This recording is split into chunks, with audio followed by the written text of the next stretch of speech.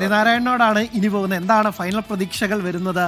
നല്ല കളി കാണാൻ തന്നെയാണ് എല്ലാവരും കാത്തിരിക്കുന്നത്. അപ്പോൾ എന്താണ് എക്സ്പെക്ടേഷൻസ്?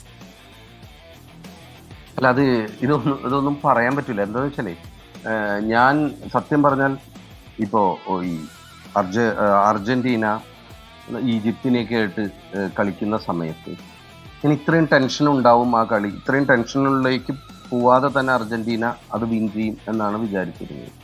അത് തിരിച്ചാണ് സംഭവിച്ചത്. നേരെ മറിച്ച് നമ്മൾ ഫ്രാൻസും നോർവേ ഇംഗ്ലണ്ടിനായിട്ട് കളിക്കുന്ന സമയത്ത് നോർവേ കുറെ കൂടി ബെറ്റർ ഇതിലേക്ക് വരികയും ഒരുപക്ഷെ ഇംഗ്ലണ്ടിനെ തോൽപ്പിക്കുന്ന അവസ്ഥയിൽ ഹാളണ്ടിന് എത്താൻ പറ്റും എന്ന് വിചാരിച്ചു. ഹാളണ്ടിന് ഒന്നും ചെയ്യാൻ പറ്റിയില്ല, പ്രതീക്ഷ തെറ്റിപ്പോയി. ഇനി സ്പെയിനും ഫ്രാൻസും കളിക്കുന്ന സമയത്ത് ഒരുപക്ഷെ ഞാൻ പലരെയും പോലെ ഞാൻ ഫ്രാൻസിന്റെ ഒരു ഇതായിട്ടല്ല, ഫ്രാൻസിന് ഒരു എഡ്ജ് ഞാൻ വിചാരിച്ചിരുന്നു. പക്ഷെ നമ്മൾ കഴിഞ്ഞ എംബാപ്പെ പറഞ്ഞ തന്നെ നമുക്കറിയാം, ഞങ്ങൾ അത് സെമി ഫൈനലിൽ അത്രയും ഇതായിട്ടാണ്. അങ്ങനെ അങ്ങനത്തെ കളിയാണ്. അതായത് ഒരു 5 സെക്കൻഡോ 10 സെക്കൻഡോ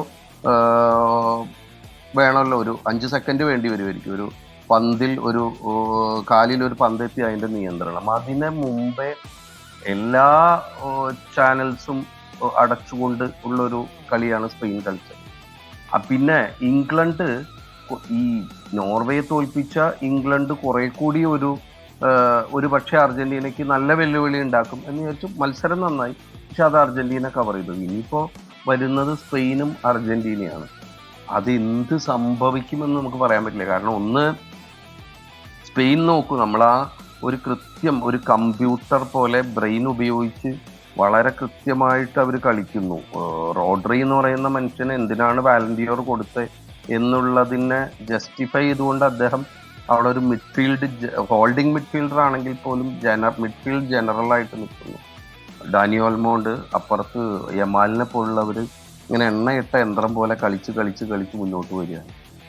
ഇപ്പുറത്ത് ഇതിന്റെ ഓപ്പോസിറ്റ് സൈഡ് നമ്മൾ നോക്കുമ്പോൾ കഴിഞ്ഞ 3 മാച്ചിൽ അവസാനത്തെ 14 മിനിറ്റിലാണ് അർജന്റീന ഈജിപ്തിനെതിരെ 3 ഗോള്. അത് കഴിഞ്ഞ് സ്വിറ്റ്സർലാൻഡിനെതിരെ 9 മിനിറ്റിലാണ് 2 ഗോള്.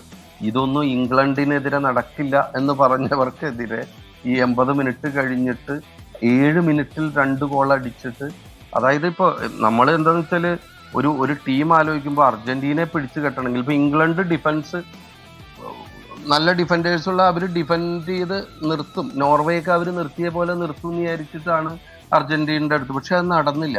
അപ്പൊ ഇവർ 3 ഗോള് വന്നാൽ പോലും അല്ലെങ്കിൽ 4 ഗോള് വന്നാൽ പോലും അവസാന ഒരു 20 മിനിറ്റ് മതി മെസ്സിപ്പടയ്ക്ക് എന്നുള്ള രീതിയിലാണ് അവർ കളിക്കുന്നത്. അപ്പൊ എനിക്ക് തോന്നുന്നത് ഒന്ന് തലച്ചോറ് വെച്ച് കളിക്കുന്നവരാണ്, ഒന്ന് ഹൃദയം വെച്ച് കളിക്കുന്നവരാണ്. കളി നന്നായിരിക്കും. തലച്ചോറിനാണോ ഹൃദയത്തിനാണോ വിജയം ഉണ്ടാവുക നമ്മൾ കാത്തിരുന്ന് കാണുക തന്നെ വേണ്ടി വരും.